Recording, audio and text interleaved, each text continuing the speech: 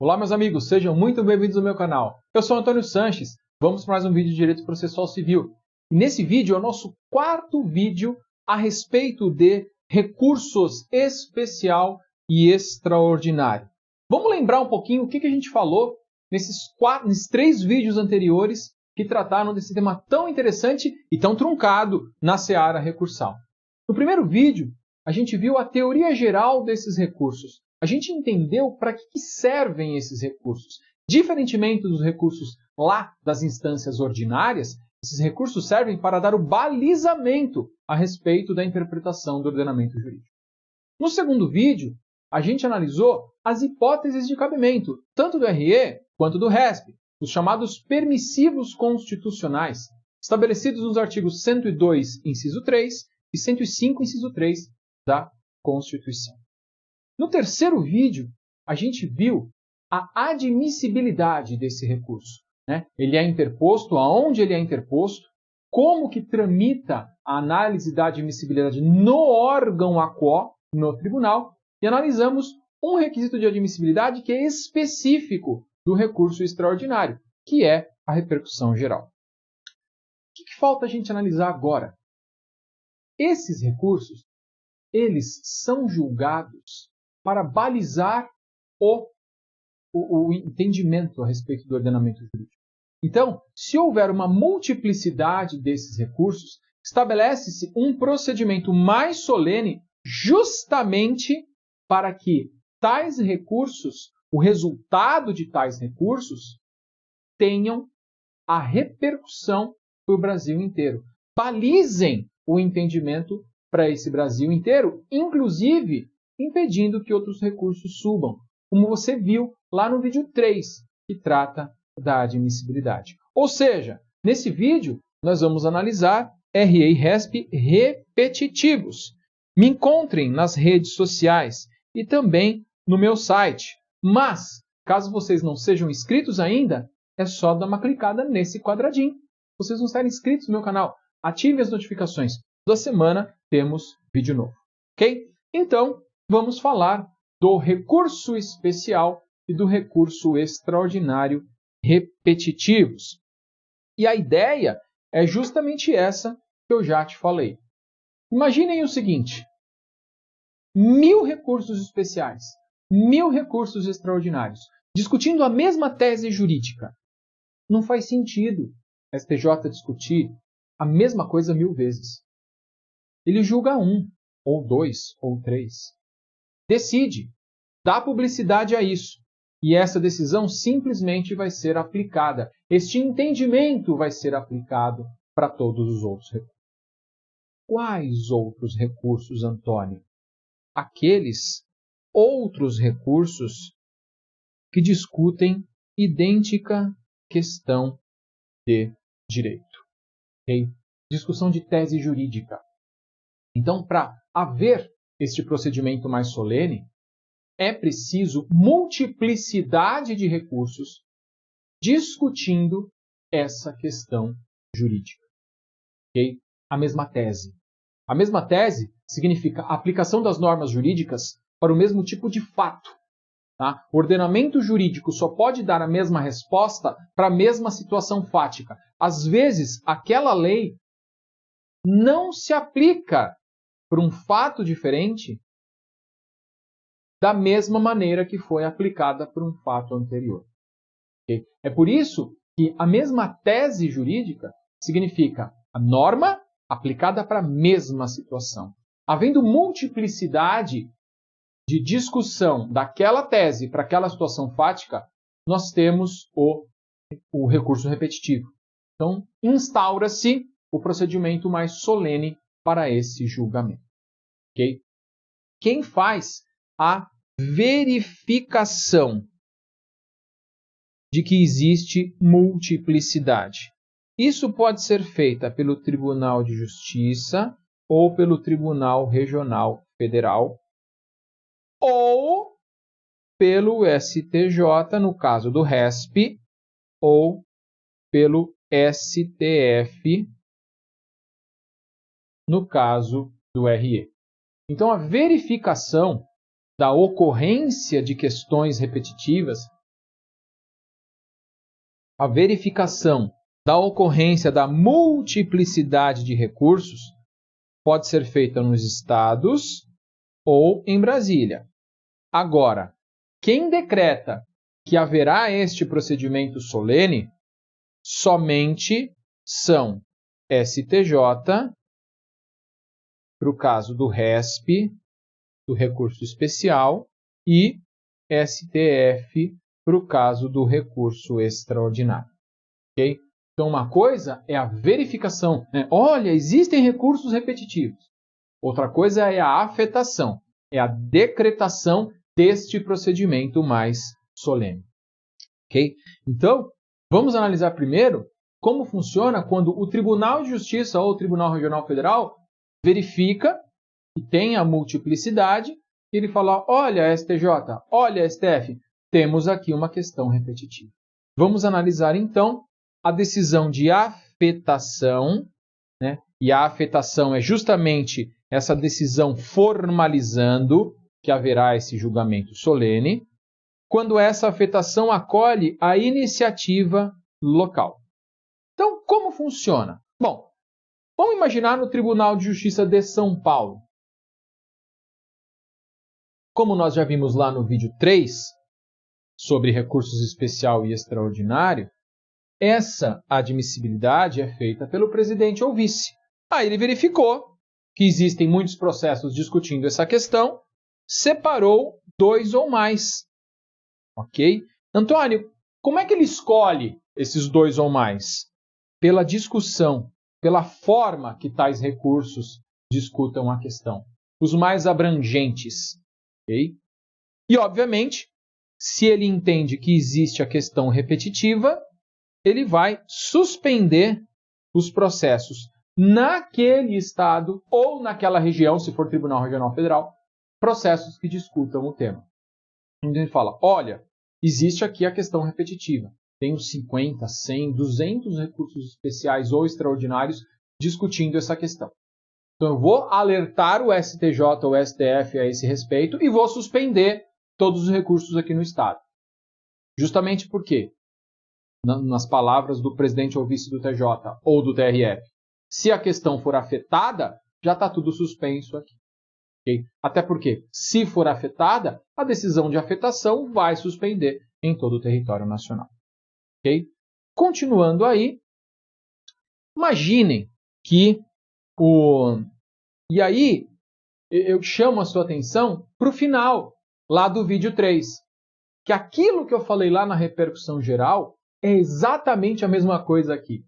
Então imagina, eu vou contar de novo a história, né? Imagina o seguinte, temos um processo, você é a autora, você é autor, eu sou o réu. Aí você entrou com a ação, eu perdi na primeira instância, eu perdi no tribunal, eu entrei com o RE e o RESP. Eu recorri. Você ainda não foi intimada, você ainda não foi intimado para apresentar contra-razões, ou até já apresentou, mas o presidente ou vice do TJ não analisou ainda. Só que, quando eu entrei com o meu RE e o RESP, eu fiz isso fora do prazo. Eu fiz isso no 16º dia útil, 17º. Ou seja, de verdade, já transitou em julgado. Essa questão só não foi declarada ainda. Só que o processo foi suspenso, porque a questão foi afetada. E aí vai ficar 1, 2, 3 anos parado, sendo que você sabe que já ganhou, porque eu recorri intempestivamente. Então você vai fazer aquilo que você já viu lá no final do vídeo 3 sobre RE e RESP. Você vai falar, presidente, olha, eu sei que a questão está suspensa, mas tira a suspensão desse processo só para reconhecer que o Antônio recorreu intempestivamente. Porque não importa o resultado de Brasília. Neste processo, já houve o trânsito em julgado para eu poder executar. Okay? Então, é uma praticidade, né, para conceder mais efetividade ao processo, já que transitou em julgado na medida em que eu fiz o meu recurso intempestivamente. Okay? Vamos dar uma olhada, então, nessa dinâmica. Então, nós temos aí o interessado, você, nesse caso, vai poder pedir a exclusão da suspensão quando o meu RE ou o meu RESP foi intempestivo. Okay? Se houver o indeferimento dessa medida, vai caber agravo interno. E, de novo, você vai pedir para quê? Para que o processo volte a andar rapidamente, para que o processo volte um pouquinho, só para que seja reconhecido, ou melhor, reconhecida a intempestividade e o trânsito em julgado. Ok? Continuando aí o nosso recurso. O STJ e o STF, uma vez que eles acolheram a iniciativa local e afetaram a matéria, eles podem escolher outros recursos também. Então, o que significa dizer? Aqueles especiais e extraordinários que foram enviados por São Paulo, por exemplo, a STJ e o STF não estão obrigados a se valer só daqueles para discutir a matéria. Eles podem, efetivamente, escolher outros recursos especiais do mesmo estado ou de outros para discutir também a questão de uma maneira mais abrangente, se ele, STJ ou STF, assim entender. Continuando aí, ele pode também não afetar, ok? Porque o que eu disse a vocês é a iniciativa do TJ ou TRF. Já falei para vocês, quem verifica a multiplicidade pode ser São Paulo, outro estado ou Brasília. Mas quem afeta é Brasília. STJ para RESP, STF para recurso extraordinário. Então, se São Paulo enviou, mas o STJ, por exemplo, no caso de recurso especial, entendeu que não é o caso de afetação, ele recusa a afetação, já que os recursos estão lá. Ele vai julgar, porque se os recursos estão lá, significa que tiveram admissibilidade positiva, mas ele vai julgar pelo andamento normal de um recurso especial ou extraordinário. Okay? Ele não vai afetar, ele não vai instaurar este procedimento mais solene para fins de julgamento. E aí é óbvio, ele vai determinar que voltem a tramitar todos aqueles que estavam suspensos no Estado ou na região, no caso da Justiça Federal. Okay? Então, o que nós temos aí é, se ele não afetar, ele determina a revogação da suspensão que aconteceu na região ou no Estado. Okay? Agora, como eu disse a vocês, a decisão de afetação é aquela que instaura esse procedimento mais solene. Ela pode acontecer acolhendo a iniciativa local ou pelo próprio STJ ou STF. Então, o tribunal lá em Brasília ele pode verificar a multiplicidade sem que tenha havido essa iniciativa de algum outro tribunal, Tribunal de Justiça ou Tribunal Regional Federal, ele mesmo dá o start nesse procedimento mais solene e profere a decisão de afetação. Tá? Então, a decisão de afetação pode advir da iniciativa do tribunal local ou dele mesmo. E o que acontece nessa decisão de afetação? Ele identifica a controvérsia, né?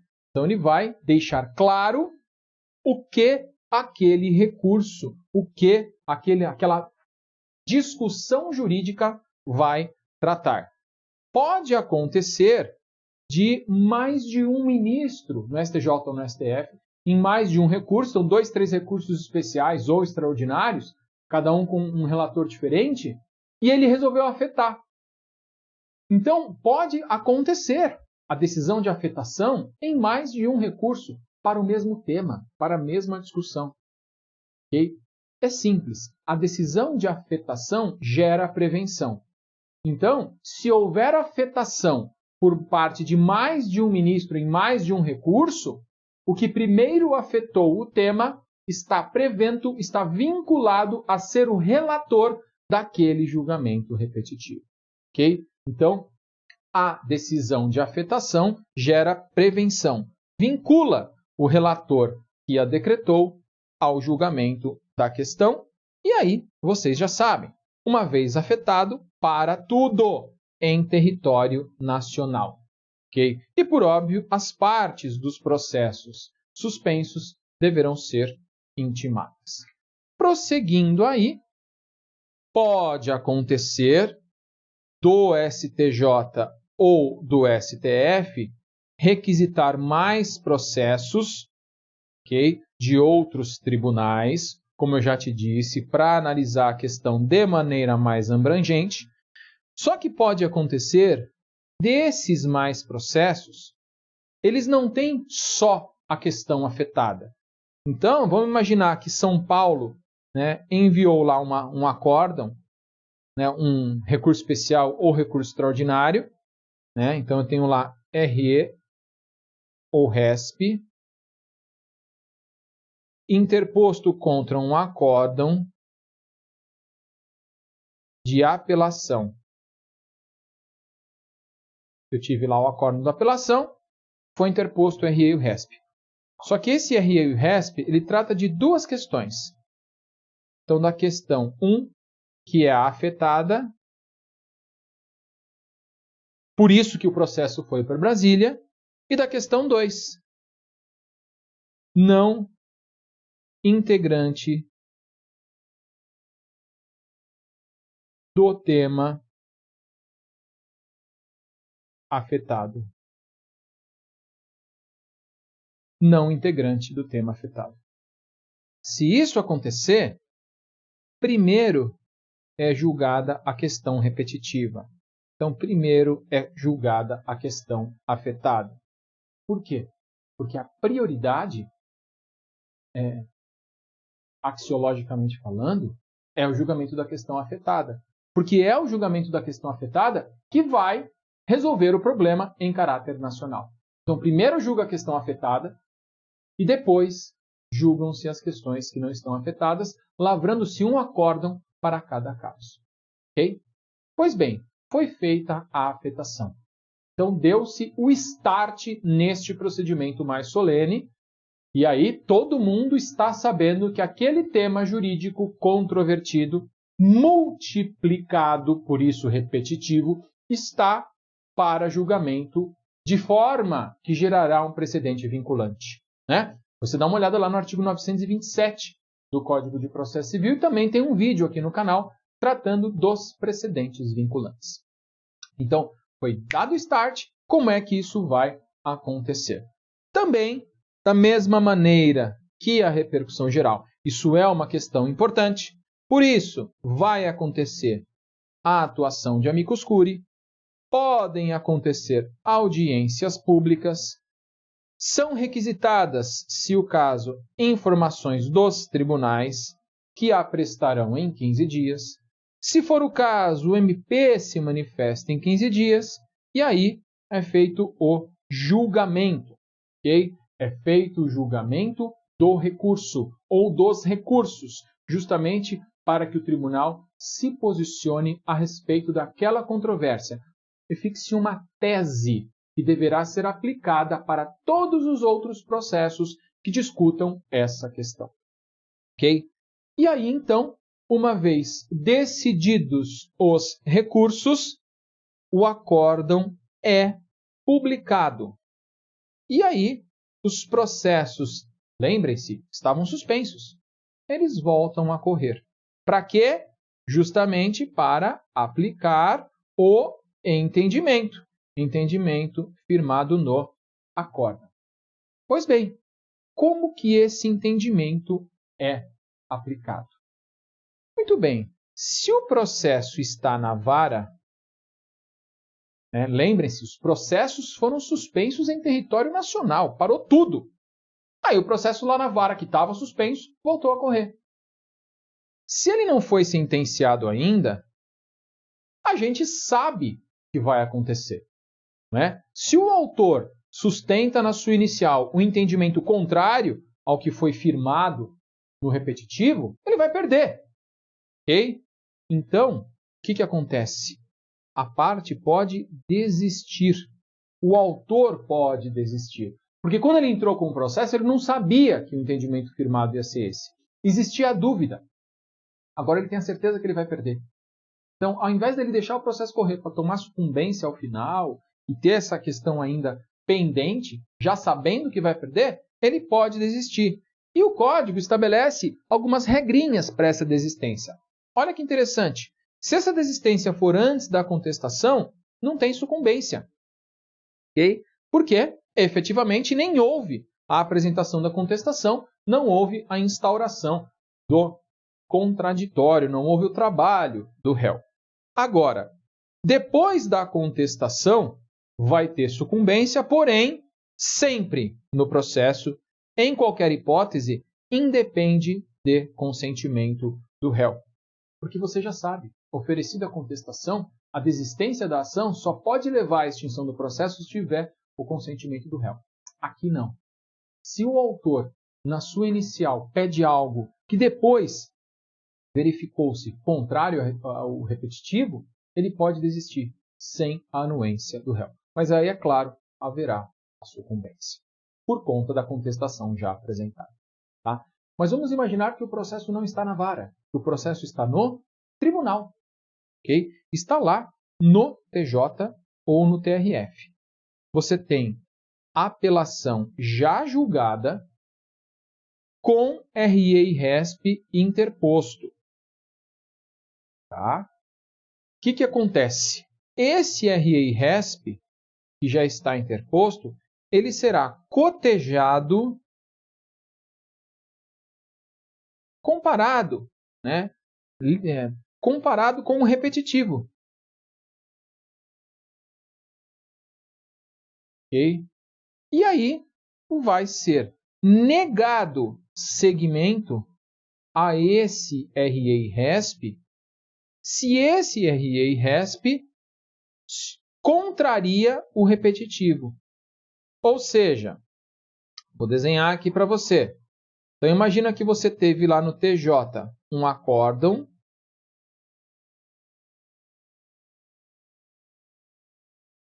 contra esse acórdão foi interposto RESP.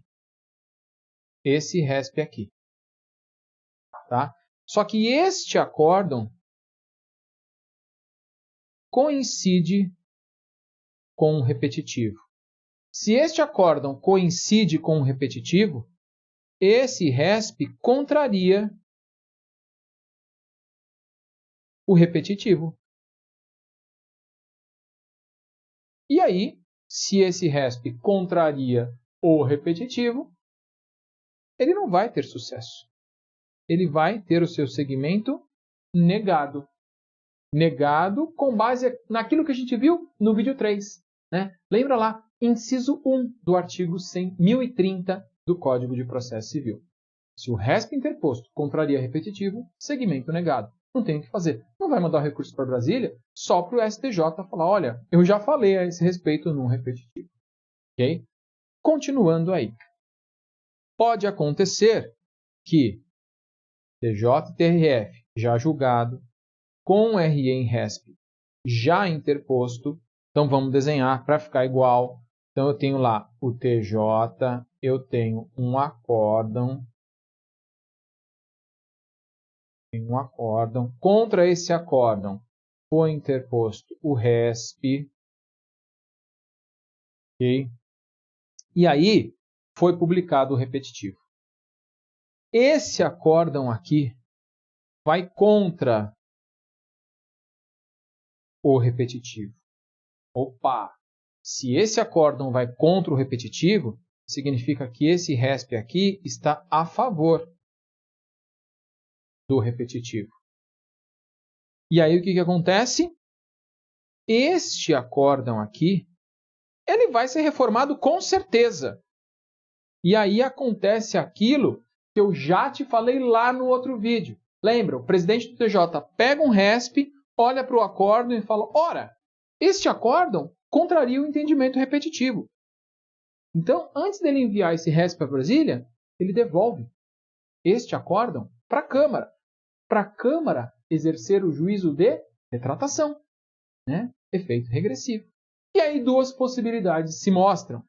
Okay? Vai acontecer a retratação, e aí a Câmara reanalisa todo o caso, ou, se não houver retratação, ele envia o RE e o RESP para o STJ. Okay? Só lembrando, então, se este acórdão contraria o repetitivo, ele volta, esse acórdão aqui, volta para a Câmara, para juízo de retratação. Se no juízo de retratação for sim, significa que ele deixou de contrariar. E aí aquele recurso não precisa ir para Brasília. porque aquele recurso já conseguiu o seu sucesso, que foi reverter o resultado. Mas, se no juízo de retratação a resposta for não, você já tem lá o RESP. E aí esse RESP é enviado para o STJ, que foi o que a gente colocou aí. Okay? Vejamos agora uma coisa muito interessante, que é, conforme dizem aqueles que querem explicar a matéria à luz daquilo que vem do direito anglo-saxão, o distinguishing, o que significa dizer basicamente a distinção. Então, na verdade, se você lembrar, tanto no vídeo 3 como aqui nesse vídeo 4, eu já tratei com vocês algumas questões assim. O teu processo discute alguma coisa que aparentemente está lá em Brasília em repercussão geral ou em repetitivo, mas só aparentemente. Porque apesar da norma jurídica ser a mesma em discussão, a circunstância fática é diferente. Se a circunstância fática é diferente, nós temos a distinção, que é justamente o conceito de distinção. Okay? Significa que eu tenho uma norma e eu tenho um fato. E eu tenho essa mesma norma para outro fato. Então, se este fato está sendo afetado, para discutir esta norma, aqui eu tenho uma discussão jurídica. Porém, é diferente do outro fato. Se isso acontece, se foi afetado aqui e os processos no Brasil inteiro estão suspensos,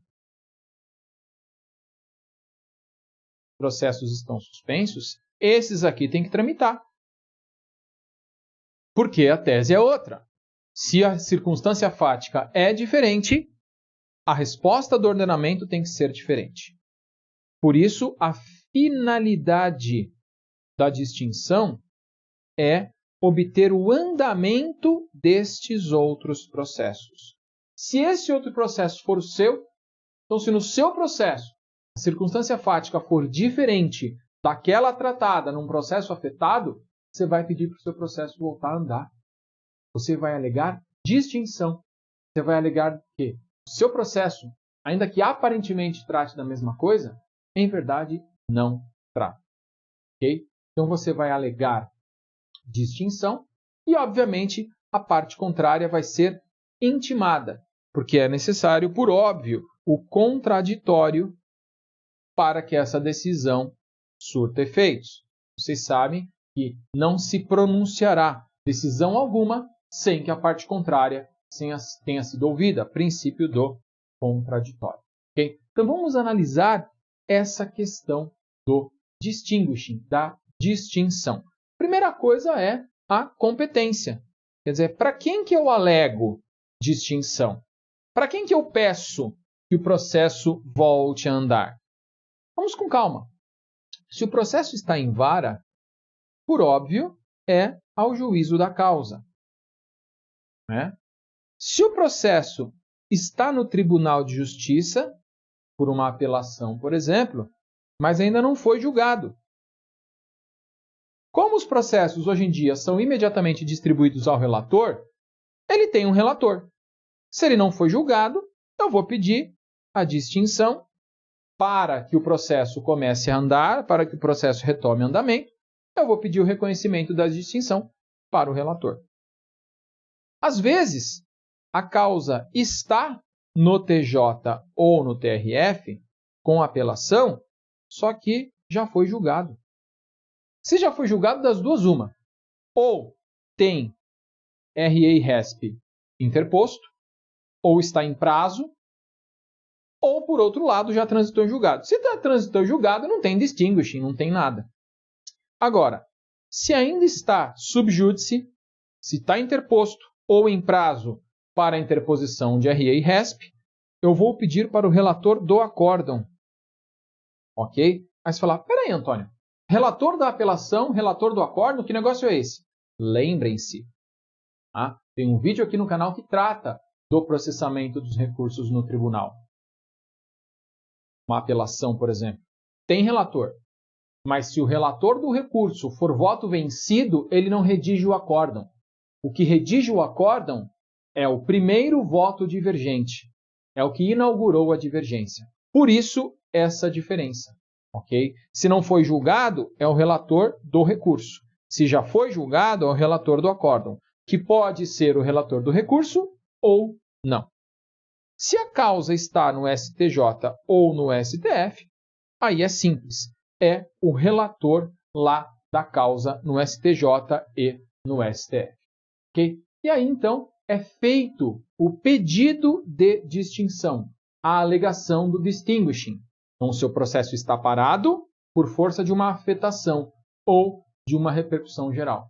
Aí você vai pedir você vai alegar que o seu processo trata de uma questão diferente para pedir o retorno do andamento deste processo. E aí você faz este pedido, a parte contrária é efetivamente intimada para se manifestar e depois aquele que tem competência, juiz da causa, relator do processo, relator do acórdão ou relator lá em Brasília, se manifesta. Se manifesta, por óbvio, negando ou reconhecendo a distinção. Se for reconhecida a distinção, o processo volta a correr. De qualquer forma, cabe recurso. Okay? Se o processo está na vara e a decisão foi proferida, por óbvio, pelo juiz da vara, vocês já sabem, agravo de instrumento. Ai, Antônio, mas essa questão não está lá no 1015. Lembrem, tema 988 do STJ. Né? A taxatividade do 1015 é de taxatividade mitigada. Okay? Então, olha só, aqui no vídeo que trata dos recursos repetitivos, estamos falando de um entendimento firmado em recursos repetitivos. Lá o tema 988 do STJ. Pois bem, então, se o processo está na vara, agravo de instrumento. Se o processo está no tribunal, qualquer deles cabe agravo interno. E aí é simples. Por que agravo interno? Porque você já viu, né? Seja no TJ ou no STJ ou no STF, é sempre o relator. Relator, relator, relator. E contra a decisão do relator, o recurso é agravo interno, artigo 1021 do Código de Processo Civil. Okay? Então aqui, nesse vídeo nós vimos recursos especial e extraordinário repetitivos, multiplicidade de recursos. O tribunal em Brasília afeta a questão, julga para que este julgamento repercuta no Brasil inteiro, tendo consequências principalmente na admissibilidade de novos recursos que sejam interpostos, mas não só, gerando também um precedente vinculante nos termos do artigo 927 do Código de Processo Civil. Mas, se no seu processo houve a decisão suspendendo de maneira indevida, porque o seu processo trata de um tema diferente, você pode alegar essa distinção, você pode alegar esse distinguishing para pedir o retorno do andamento do seu processo. Se esse vídeo te ajudou, deixa o seu like, é importante aqui para o canal. E compartilha com seus amigos. Dá para compartilhar o vídeo pelo WhatsApp. Assim, muita gente pode aproveitar essas ideias que a gente troca. Grande abraço, bons estudos e até a próxima!